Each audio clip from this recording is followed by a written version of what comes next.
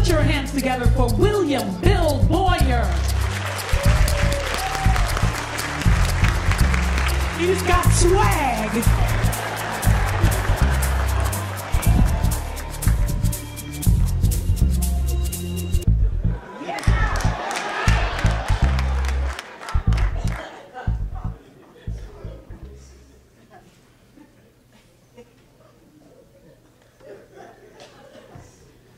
About a week before Christmas, last Christmas, my 5-year-old son Ian startles me with a question from the back seat of my beat-up Focus, 2002 Focus. He says, "Dad, since you're the oldest in our family, does that mean you're going to be the first to die?" Ian, why do you ask that? I don't know, just want to know. Well, yeah, Ian, I'm going to be first to die, but it's not going to happen for a long time. Well, when?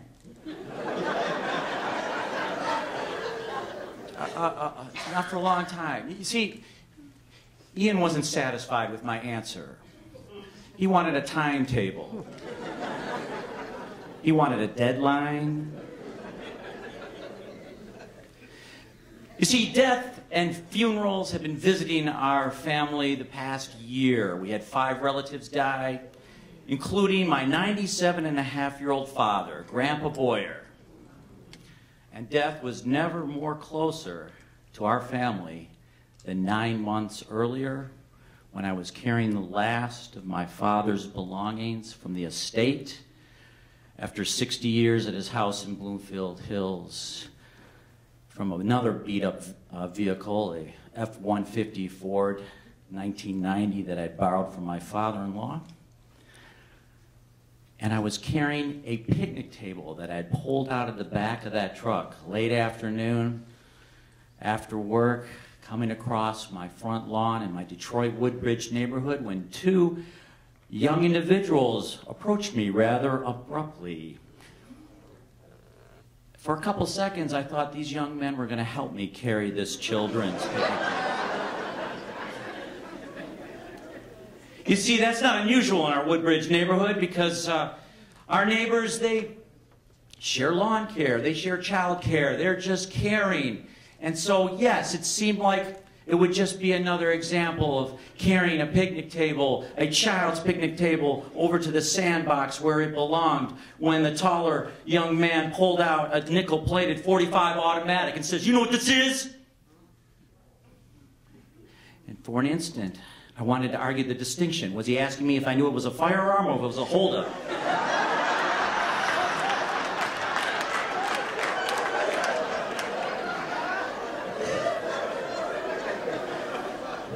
But then time started to change. You know how it goes forward, it goes backwards at the same time. And I start hearing those atonal violins in my head, and they're going with some low-tone feedback from some bass guitar. I don't know where it's from, but it's in my head now, and I drop the table like it's on fire.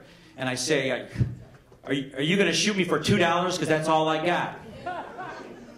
And I'm looking in the window to see if my wife's there. Why isn't she calling the police? Why isn't she there? She's not there. And I'm wondering why Charlotte? Why isn't Charlotte walking her dog right now around 5:30? That's when she usually walks the dog. And there's a lookout. The lookout, he's looking around, and I'm looking around. And then the taller guy with a gun saying, "What do you got? What do you got?" I said, "I only got $2. You're going to shoot me for $2? Give me your wallet."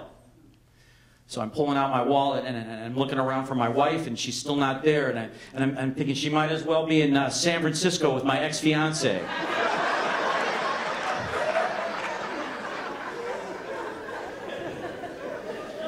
And I think, yeah, this is it. I start really thinking, this is it. I'm going to die. I'm going to die. There's 3 ways I'm going to die. I'm going to get shot in the head, I'm going to get shot in the heart, or I'm going to get shot in the back. And I'm thinking, maybe I should get shot in the heart because it'll give me a few more seconds. And then I start thinking about my kids, my 2 boys. And I'm thinking, oh, please, if there's a God, if there's a universe, if there's somebody watching this besides these 2 guys, if there's somebody watching this, don't have them run out. Don't have Ian and Henry run out. Don't have them run out and make that 40-yard dash like they do once or twice every week into my arms. Not now, not now. And there's that pause, there's that silence, and I'm looking at the lookout, and I don't know where to look. And I'm thinking, do they know I'm a school teacher? because that's all I got. What do you got? You got anything more?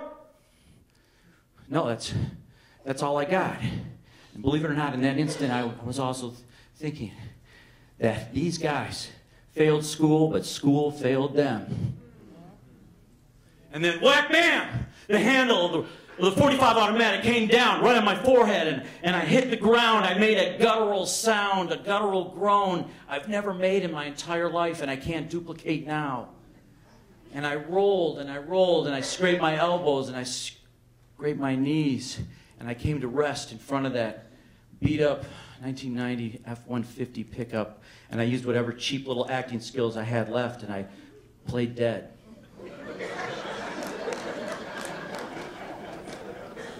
But I was thinking about my boys. I was thinking about my boys. They can't be coming out. They can't. And I had to open one eye to see, are they coming out? Are they coming out? Are they on the porch? Are they running over? And where are they going? And the gunman was walking towards an SUV with tinted glass windows, and the lookout, he had made a turn and he was going down the sidewalk, and I thought, that's my chance, and I leaped up to my feet and I ran to the front door. I got my keys out, I opened the door, I ran up the stairs to our condo. Somehow I got the next door open, and I yelled at my wife, call the police, call the Wayne State Police, and she was already on the phone, but the boys came running out. They missed the whole thing. They didn't know what was going on. And I ran out on the porch, and I saw the lookout. He's going down the sidewalk, and I'm thinking for a minute, I could follow him. And my head's starting to swell, but I'm looking out, and then I realize the SUV with the tinted glass window, yeah, it's still there, and I might get shot. So I'm waiting for the police, and I don't know whether to go back into the boys or to try and point where the lookout is, where he's going, because he's heading towards the Coney Island, and the Wayne State Police do show up on Grand River, and the lookout crosses Grand River, and I'm on the phone too, and I'm saying he's going, he's at the Coney Island, and the officer runs into Coney Island, and the lookout hops the wall, and they all disappear. The rest of the evening was a throbbing blur, except for when I sat my two boys down in the living room and I said, guys, your dad got jumped by some bad guys. 3 bad guys jumped him, but we're okay, I'm okay, and you're okay, and it's my job to make sure you're always okay, okay? And I was going to go to work the next day. I had to go to work. You see, I work on the border, the north border of Detroit, and I realized I might have a few teachable moments that day. So I went to the classroom where I sat up in the morning, and the students started to greet me one by one like they always do. You see, my profession has been under attack a lot the last decade. It all began with No Child Left Behind. That feel-good legislation that George Bush signed just right after 9/11. And then it was amended by Obama's basketball buddy, Arnie Duncan, with this program called Race to the Top. Does anyone hear a contradiction between No Child Left Behind, Race to the Top, No Child Left Behind, Race to the Top? Something's not quite right there. And finally, the last 2 years came the Common Core, where a nationalized curriculum came forced down upon teachers and students, and not only would students be evaluated by a 3-day test, but so would teachers. You got it, sister. And a 3-day test of their students to fill in ovals. But I didn't want to fill in ovals that day. We'd already wasted 4 days that March. The pre-test and the 3 days of testing. I didn't want any more filling in ovals. I wanted to fill in lives. And the students were coming to the door one by one. Hey, Mr. B. Oh. Hell no.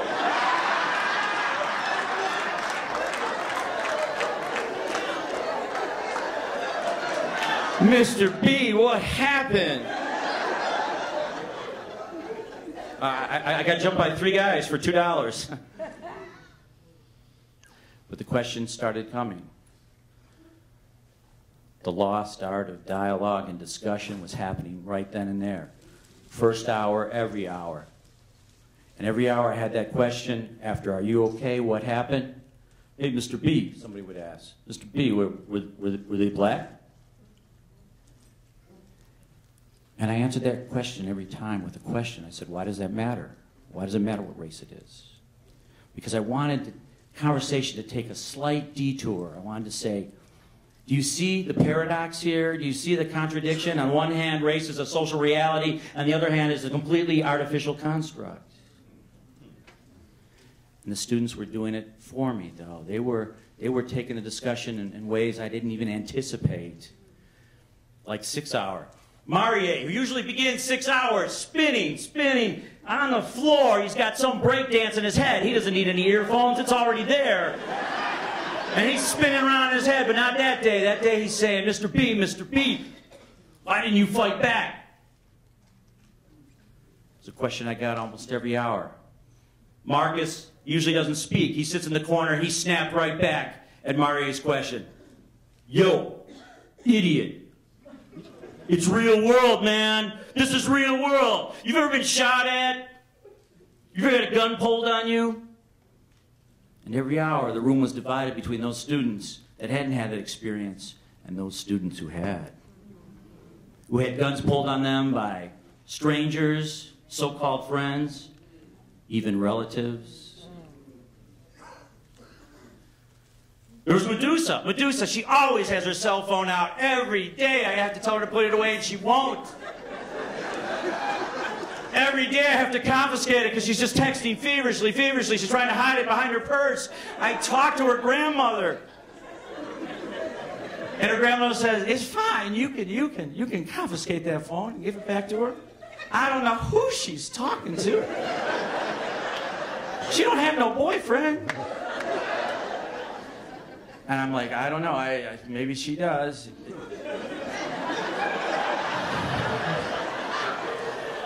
I don't tell her grandmother that, but it does kind of creep me out. But that day, Medusa, she doesn't have her phone out. I never have to say, put it away. She's engaged in the conversations with everybody else. And I have to confess to the students. I say, you know, these stories I tell occasionally, you know they're true, right? But I change the names, some of the names to protect the innocent and the guilty. But to my assailants yesterday, when they asked, do you have anything else? You got anything else? I wasn't completely truthful. I did have 1 penny in my other pocket, but I didn't pull it out. And all my students are telling me, yeah, it's a good thing because they would have shot you between the eyes. So I'm getting educated. I'm getting it. And they said, B, they hit you because you only had $2, but you weren't worth killing, man. I go, what do you mean I wasn't worth killing? You only had $2.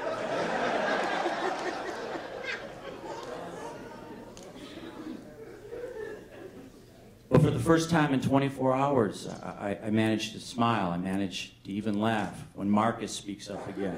And he goes, hey, Mr. B, when you didn't tell him the truth about that penny, was that a little white lie?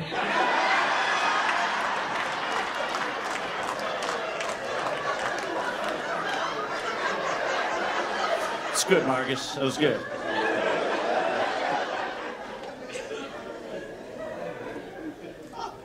So that was Friday. And I came home. I would postpone going to the doctors. The x-rays would be negative. It was lucky that my assailant was 2 inches taller than me, so when the gun came down, it missed my jaw and didn't shatter any teeth. But I had new messages on my voicemail and in my email after those first couple questions. Are you okay? What happened?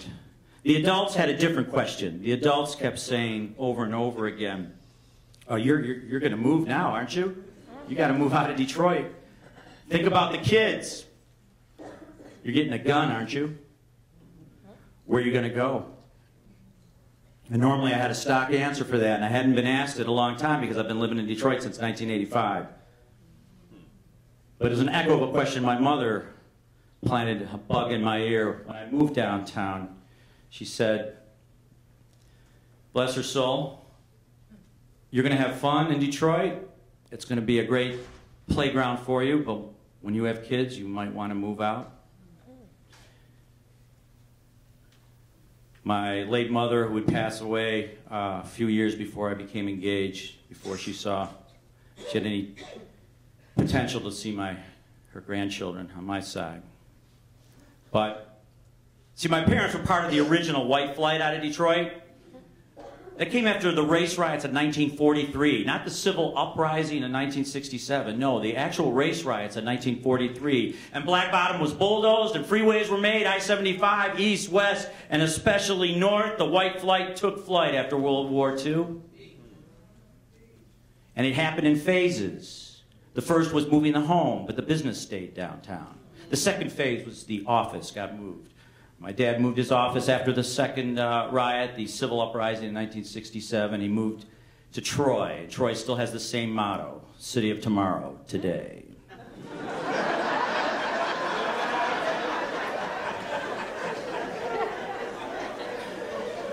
But then finally the last phase, I'll never forget my mother sobbing beside the station wagon in the church parking lot with the broken glass on the ground.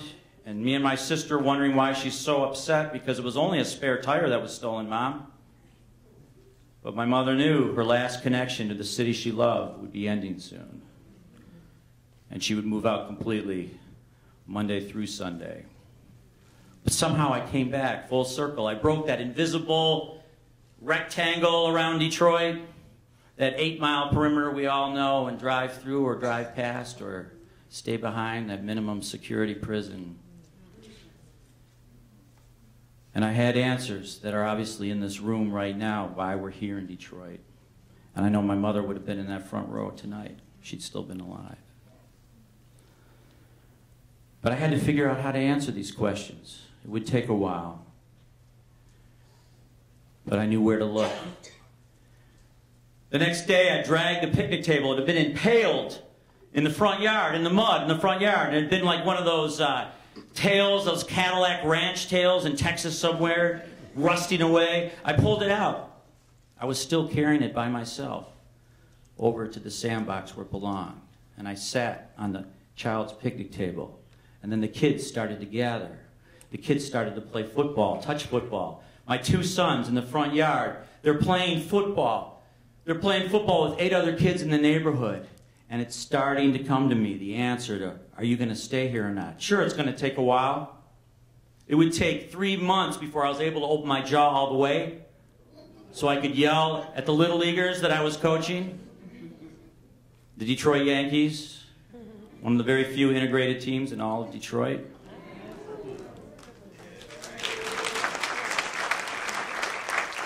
And that Saturday, the boys are playing football, and my 9-year-old Henry, he goes, Dad, is it halftime yet? I go, no, son, there's still plenty of time left on the clock. And that brings me to Ian's question. 9 months later, the one that startled me out of the blue, out of the white of the snow. Dad, how long is it going to be before you die? And the answer finally comes to me. And he seems satisfied with the answer. An answer that makes him think that maybe I'm going to live as long as Grandpa Boyer. I say, Ian, it's going to be a long time before I die. I'm not going to die until the Detroit Lions win the Super Bowl.